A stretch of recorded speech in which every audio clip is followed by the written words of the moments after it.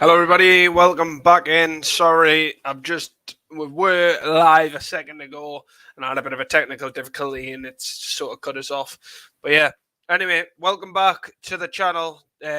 Obviously, it's been a while. It's been a good few days since the last time we did a show on Newcastle United alone. Obviously, I have done a few videos on the channel in regards to the Norwich save we're doing on Football Manager. If you do enjoy things like that, don't forget subscribe to the channel because there will be more content like that coming for FM23. And obviously, don't forget, if you haven't already purchased yourself a copy of Football Manager 2023, you can save 25% off on a brand new game if you just use the link in the description and use the code Liam5OFF. It'll save you 25% off a brand new game. It's a no-brainer. But yeah, anyway, welcome back into the channel. Obviously, we're just getting through that little bit that everyone hates me doing. But yeah, obviously, at the weekend, we drew 1-1 with Bournemouth. Absolutely stressful, especially for me being at the match, because I said from the start of the game it was very weird. And I think the last two games, since switching sides of the pitch and how we play, it's sort of changed the dynamic of the team, which is, I think, is very strange, if I'm honest. I think the dynamic of the team changes when we play attacking the Gallagher. Basically, if their away side's playing on the Gallagher side at the start of the match, we play very strange. It seems like the crowd can't get into the game and things like that.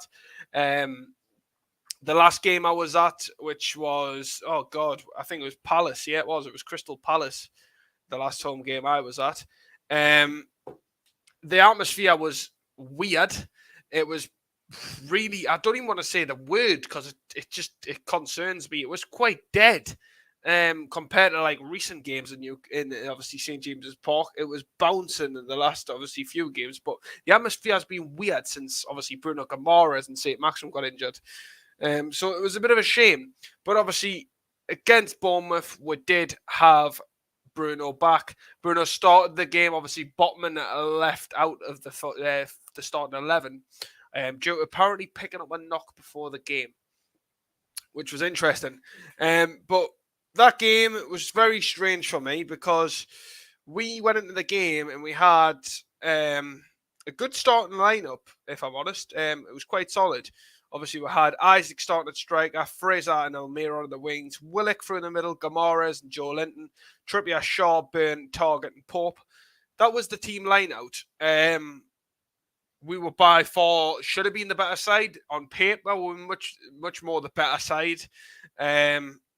We just lacked quality. And I've seen it in the last two games, to be quite honest, the home games in particular.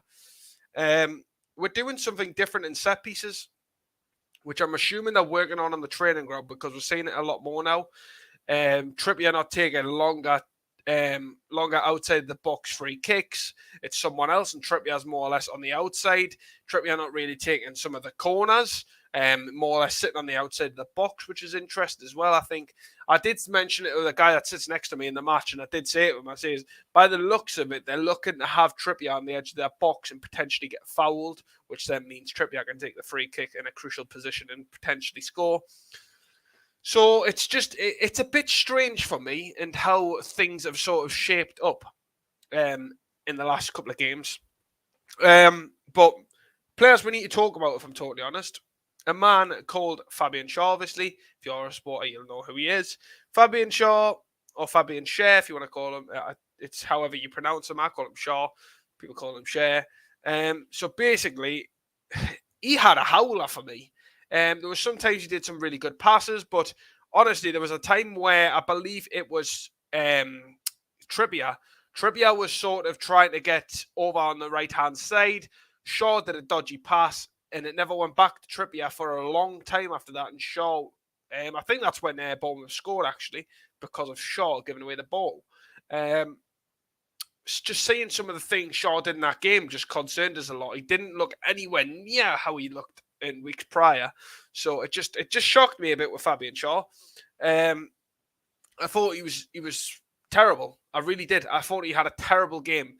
The other one that I looked at as well, Trippier, he had a good game. the only issue for me that I seen coming towards the end of the game was Kieran Trippier. His quadriceps, I'm assuming, what he was getting some sort of tight muscle pain or something like that, because coming in the second half, he was pulling up his shorts and you could see he was holding them quads. And I think he could have pulled a muscle. I'm hoping, because obviously he has been called up the England squad, I'm hoping it's nothing too serious. But if he goes to the England squad and we see him pull up, that's probably why, because you've seen him strain it a little bit in the last game against Bournemouth.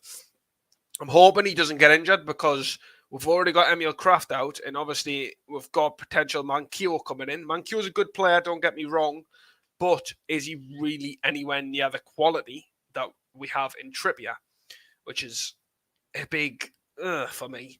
But yeah, Dan Burn, if I'm totally honest with Dan Burn, I think, if I'm honest, Dan Burn made a crucial tackle for us at one point in the game from where I was sat. He north stuck a leg in where it needed to be. I think Burn had a solid game. I just think Shaw really let him down yesterday. I mean, not yesterday, Saturday. I think Shaw let him down a hell of a lot. The other one we can talk about as well is a lot of criticism. A lot of people criticism going around on Twitter in regards to Willock. There's a lot of people that don't like Willock, and I don't understand why. I think it's because they're still thinking about the times when Willock was on loan. He was scoring a lot of goals. Remember, he's a midfielder. He needs to sort of like... Willock's a weird one for me, because Willock, I think he's a good player. There's still a good player in there. It's just getting him into the game at the right times is the best bit, which is going to be the one for me. Right, we're going to mention the chat, which I will bring up on the screen. Thanks for tuning in. So, if there's any risk to Trippier, England have a duty to send him back. End of. Yeah, hopefully there's no issue with Trippier, because I'm hoping he's not injured. There's nothing being said on the club side of things, but once again, we didn't say anything with Grimoires and St. Maximum. They just missed a game, and then we found out. But yeah, fingers crossed there's no serious injury to Trippier.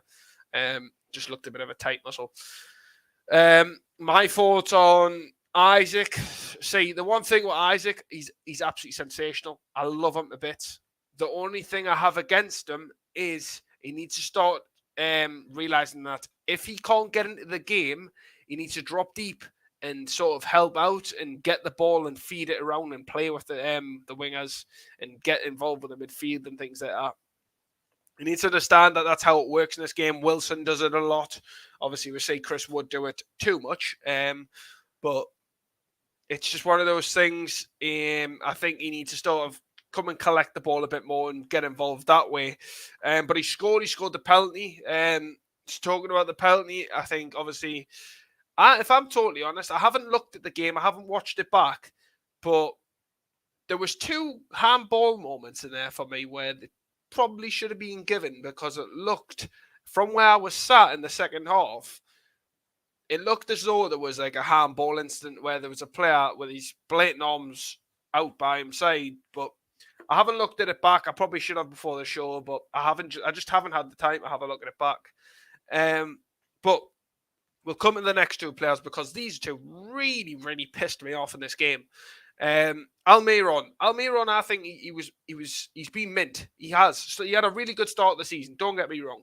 There's too many people criticising Almiron early doors. I think he had a good start of the season. The one thing that really irritated us about Almiron on Saturday was how he was playing. He was blocking passes to Trippier now and again, and he was really, really narrow on the counter-attacking things. We need him to be on the wing. He was trying to play as a central inverted winger sort of thing at one point. Sometimes he was like sat in the midfield. I don't even think he knew where he was playing half the time. It was just very frustrating watching Almiron play on Saturday. It just really frustrates us. But then when you look at it, it's who do you bring on for Almiron? You've got Murphy, who you're going to bring on, and Murphy for me, he's just shit. He's shocking. I think there should be someone else that's brought in.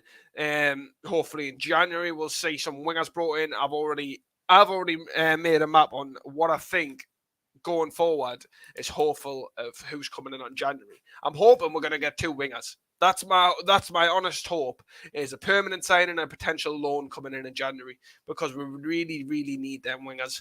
Because Ryan Fraser, another player, he's just so frustrating because he can run, he's fast on the ball. The one thing is, there was an attempted goal that he had, and he just sort of just stuck his laces through it. No real precision on where he was actually aiming for. And it was just nowhere near on target. You need to be getting it on target in them situations. It's just shocking. Absolute shocking.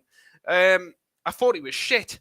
I thought, honestly, you can tell how much St. Maximum is not there. When Almiron's playing, Almiron thrives on St. Maximum. Does he not? He really does, because the crowd get behind St. Maximin and Bruno a lot, and that's when everyone else gets hyped up. I'm not saying the crowd doesn't get up against everyone else, but more or less the way St. Maximin and Bruno plays, it's more exciting than anyone else on that pitch. So Fraser, for me, I thought he was shit on Saturday. I think, if I'm totally honest, it would have been much better. I really want to see Fraser run at players, because when Maxie's on the wing, Maxie will cut inside and try and take on a player, and even if he loses the ball, he's still trying to take on that player, whereas Fraser will stop, turn back, and then look for a pass. I know it's to stop him losing the ball, but honestly, I'd rather you run at the player. The high chance is the player's either going to take the ball off you, or he's going to commit a foul, which then gives us an attempt to go for goal. I would rather you do that then just turn around and go and pass the ball to someone else. Just run at them. Run at the player. And if he takes you down, even if it's in the box, because you're a small lad, Fraser, if he takes you down that box, it's a penalty. It's so obvious. The players are going to do it, because players will get pissed off with the pace that you have. It's just so frustrating that you don't use it to the best of your ability. Anyway, obviously, in the second half, we're seeing Longstaff come on, Murphy came on, and Wood. There's loads of people that obviously can't stand Wood, people that don't like Joe Linton. I mean, not Joe Linton, Longstaff. There's people that really don't like Longstaff, don't like Chris Wood. And I can't be arsed with it anymore. Some of the shit that you see on Twitter about Wood is just, we know he's not good enough, right? But every time he gets brought on the pitch, there's always someone on Twitter saying, oh, here comes fucking Wood. Here comes this piece of shit. Look, he's playing for the club. Get behind him. If he doesn't score, he doesn't score. If he scores, he scores. Look, at the end of the day, he is what we have, and that's all we can do. We can only use what we have. There's a lot of issues in the bench, and Eddie Howe and the rest of the staff behind the back room are clearly aware of this. The one thing is, Eddie Howe won't go out there and buy players that are going to go and sit on the bench. Eddie Howe's going to sign players that start there and then. So if he goes in and he signs, for instance, Moussa Diaby in January, I'm not saying he's going to go and sign him, but if he signs Diaby in January, then that means Diaby, Maxi, and even Almiron sort of fight for the wing positions. Whoever doesn't play good enough, which I'm assuming will be Almiron, will get dropped to the bench. There's a player that's proven in the Premier League, but he's now on the bench and he can be a bit of influence on the bench. The one thing I've always said about Ryan Fraser is I think he's a good player in the circumstances of being on the bench, because he's a lot better than Jacob Murphy. The only issue with him, I'm talking about Fraser still, is he's not a starter for me. I don't think he can play a full 90 minutes. I don't think he's got it in him to just play from the get-go. I think he's a much more better impact sub coming on and hitting players when they're tired. Fraser's one of them players you bring on when that left wing back is absolutely knackered, or the right wing back, depending on what side of the wing he plays on, are absolutely knackered, and he just runs at them because they're going to get pissed off. They're going to bring him down, and then there's going to be fouls committed. That's why you use Fraser. He's not strong on the ball, and defenders hate it when someone's faster than them. They will foul. The other one is obviously Sean Longstaff. People can't stand Longstaff because apparently he's just shit. He just doesn't do this, that, and the other. I can see him doing things wrong, but I can't see him being a player that everyone says, oh, he's absolutely useless, don't bring him on. No, because Longstaff, you can utilise him. There's still a player in Longstaff. Let's not forget, this team, yes, it's had a year nearly with Eddie Howe. It's nearly had a year with Eddie Howe. Come January, it's around a year with Eddie Howe. I know it was like October time when Howe taken over, so it's like, it basically is a year. But, it takes time to get out of the situation that Bruce had us in. So players like Longstaff and stuff need to get used to and adapt in the new roles. People are comparing certain players to how they play on FIFA and things. It's just stupid. Why are you comparing it to a fucking game? No, don't compare it like that.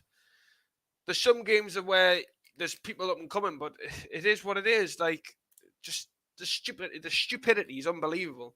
But even if you look at our bench, we've got Botman, Lascelles, Premier League proven players. I know Lascelles isn't the best centre defender, but he's still got Premier League experience. Good players to come on and rotate within the side. So they're pretty good. The one thing that really irritated me about Saturday, we used free substitutions. We only use free substitutions. The one thing that still gets to me is, why is Richie still favoured and looked at as a left back? I know he doesn't have the legs like he used to, but get Matt Ritchie on and make him play as a winger, he would have been a lot much better. That doesn't make sense. A lot better than bringing on Jacob Murphy, in my opinion. I would have took a Fraser or Almiron for Ritchie on Saturday, without a shadow of a doubt. I would have definitely done that, because I think Ritchie is an absolute outstanding player.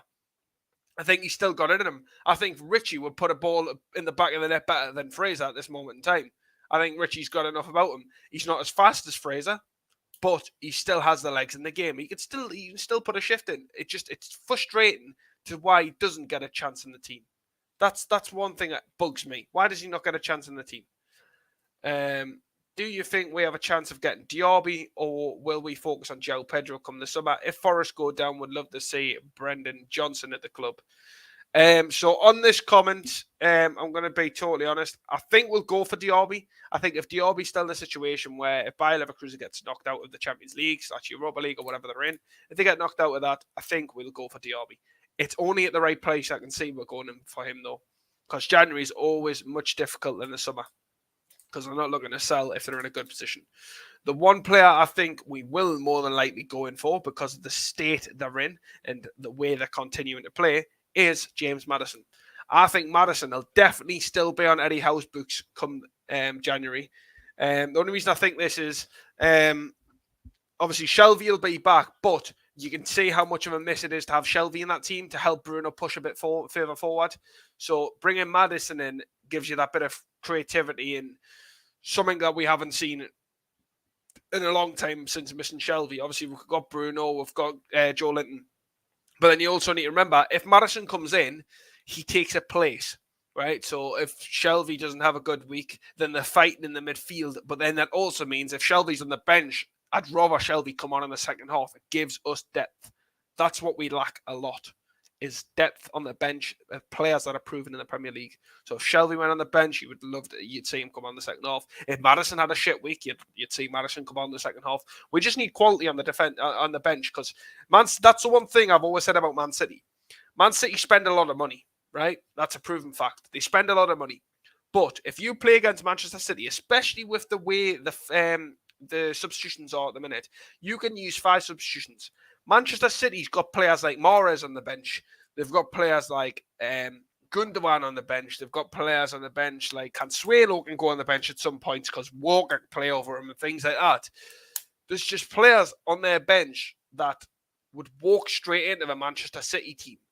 They just either aren't fit, haven't had a good time in training, or just not as good as the players that are playing in the first team. So that's the good thing about having a bench of quality. In regards to João Pedro, I don't think we'll go back in for Pedro. I don't think he'll come to Newcastle. I think he had his chance in the summer. If he was going to come, he would have came in the summer. I don't think we'll go back in for him. Brendan Johnson.